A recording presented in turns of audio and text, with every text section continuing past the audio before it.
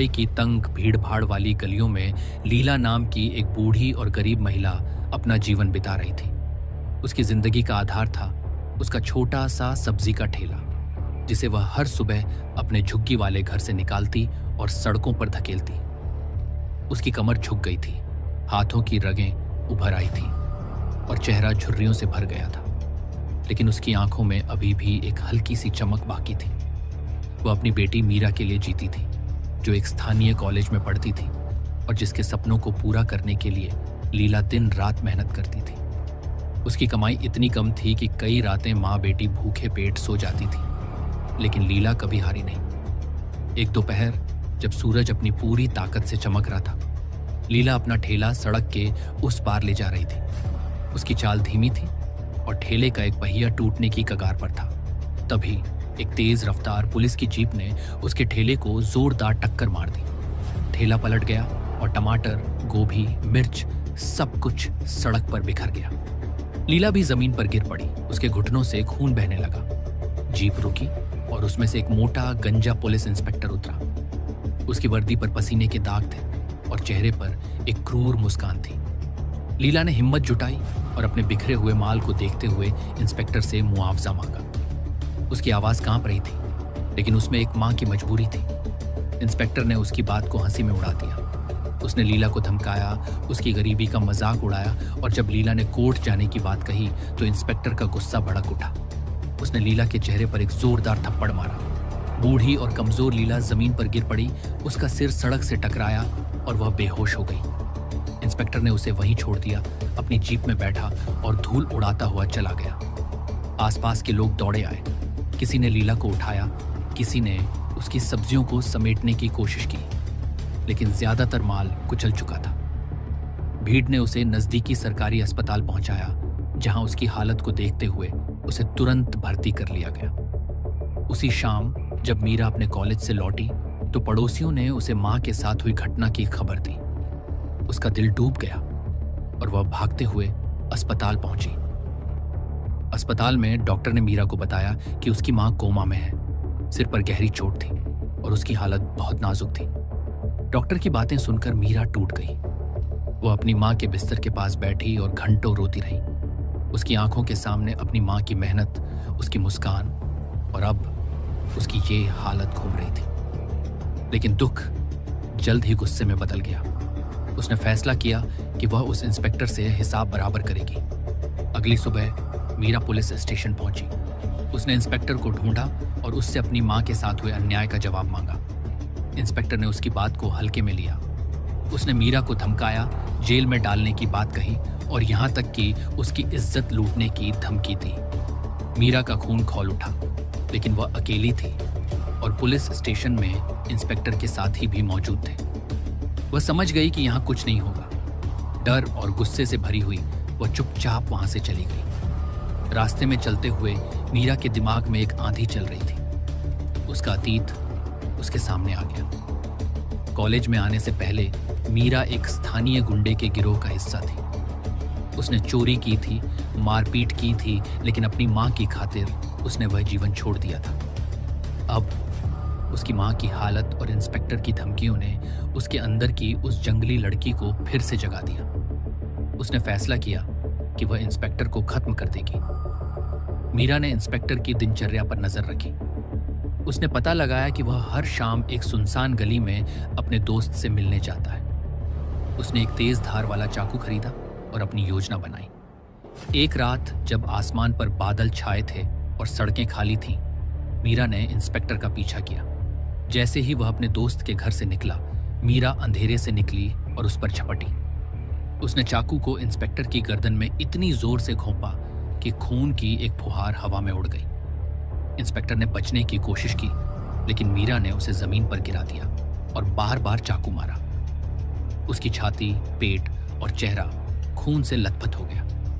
Inspector की आंखें खुली रह गईं, लेकिन उनमें अब कोई जान नहीं थी। मीरा के हाथ कांप रहे थे, लेकिन उसका गुस्सा अभी शांत नहीं हुआ था। उसने इंस्पेक्टर के शरीर को एक बोरी में डाला और अपनी पुरानी स्कूटी पर लाद लिया। वह उसे अपने घर ले गई, जो उसकी मां के अस्पताल में होने की वजह से खाली था। उसने शरीर को बाथरूम में खींचा, अपने कपड़े उतारे और एक पुरानी साड़ी पहन ली। फिर उसने चाकू और एक छोटी आरी निकाली। उसका इरादा था कि वह इस शरीर को हमेशा के लिए गायब कर दे। ये एक भयानक दृश्य था। मीरा ने पहले इंस्पेक्टर के हाथ काटे। आरी हड्डियों से टकराई तो एक डरावनी आवाज निकली और खून फर्श पर फैल गया। उसने पैर अलग किए, फिर धड़ को टुकड़ों में बांटा। हर कट के साथ उसकी सांसें तेज होती गईं और उसकी आंखों में आंसू और गुस्सा एक साथ थे। आखिर में उसने सिर को काटा। इंस्पेक्टर का चेहरा अब भी उसे घूर रहा था, लेकिन अब वह कुछ नहीं कर सकता था। मीरा ने इन टुकड़ों को प्लास्टिक की थैलियों में पैक किया। उसका पूरा शरीर खून से सना हुआ था और उसका मन एक अजीब से खालीपन से भर गया था। रात के अंधेरे में मीरा अपनी स्कूटी लेकर निकली।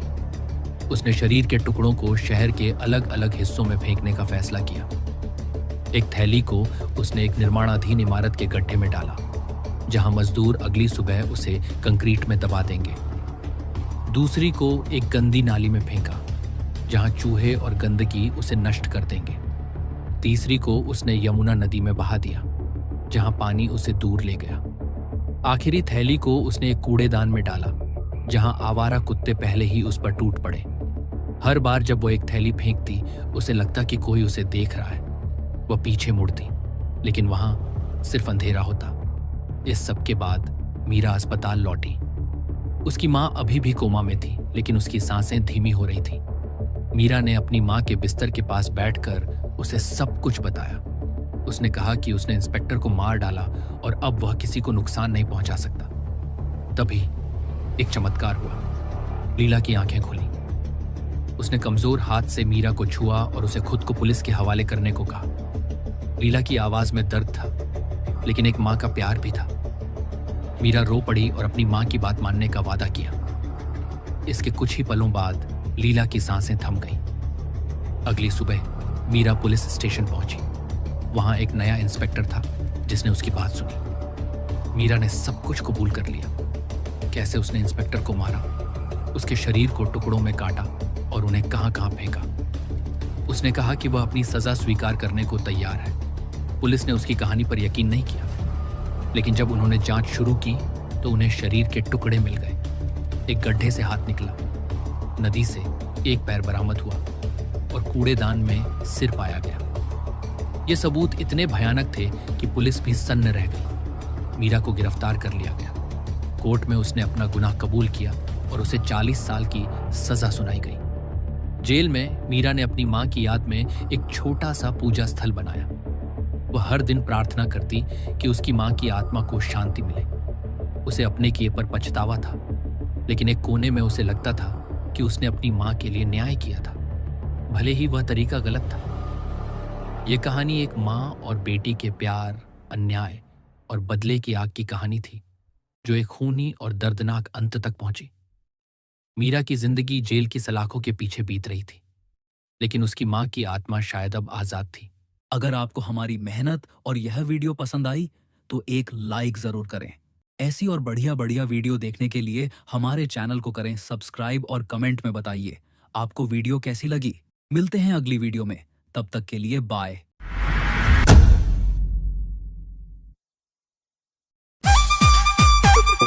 सिंगर गोल्ड स्टार सीआरपी दीवाना सहा म्यूजिक बाय आजबी ब्रदर्स निवाय वाले छोरे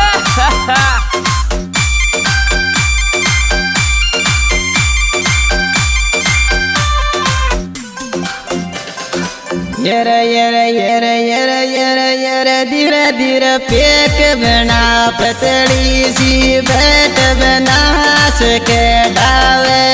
ओ धीरे धीरे पेक बना पतली सी बैठ बना सके डावे।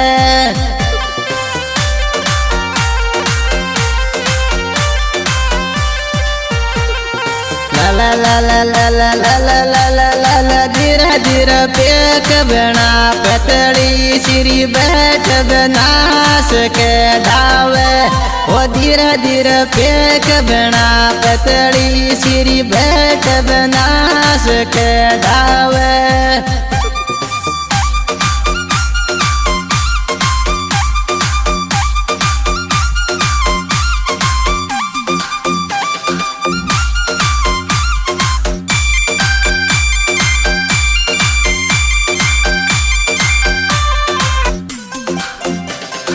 ये रे रे रे रे रे रे रे रे रे रे रे चोरी मैंने ये तेरा भरोसा को तो तू ही दिल तोड़ जागी के यही तने दिल सो ज्यादा चायोरी तू ही दिल तोड़गी मारो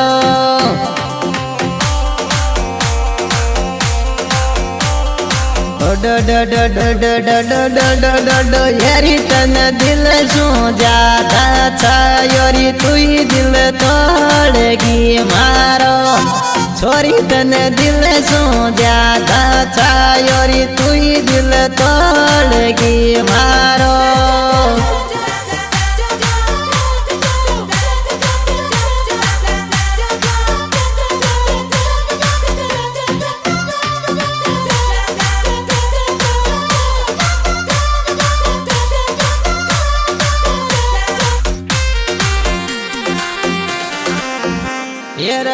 मुंडो को दो नदी का पानी रसनन मारी दीकरी तो मैं मुंडो को दो नदी का पानी संदन मारी दीकरी तो मैं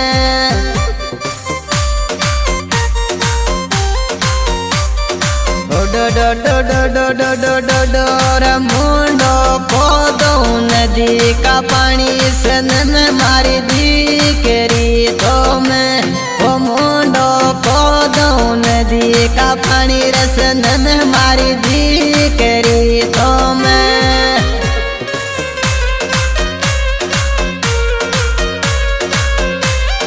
म्यूजिक बाय एसबी ब्रदर्स निवाय वाले छोरे Song the track SB Brothers चलो बदरा रूप सिंह भाई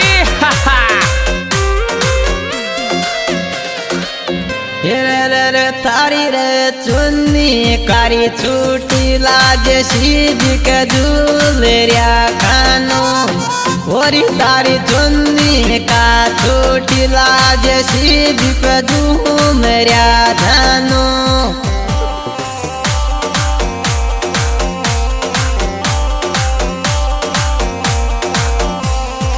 डो डो डो डो डो डो डो डो डो डो डो येरी तारी चुन्नी का छोटी लाज सीधी पदूल रया कानो वही तारी चुन्नी कारी छोटी लाज सीधी पे घूम रया जानो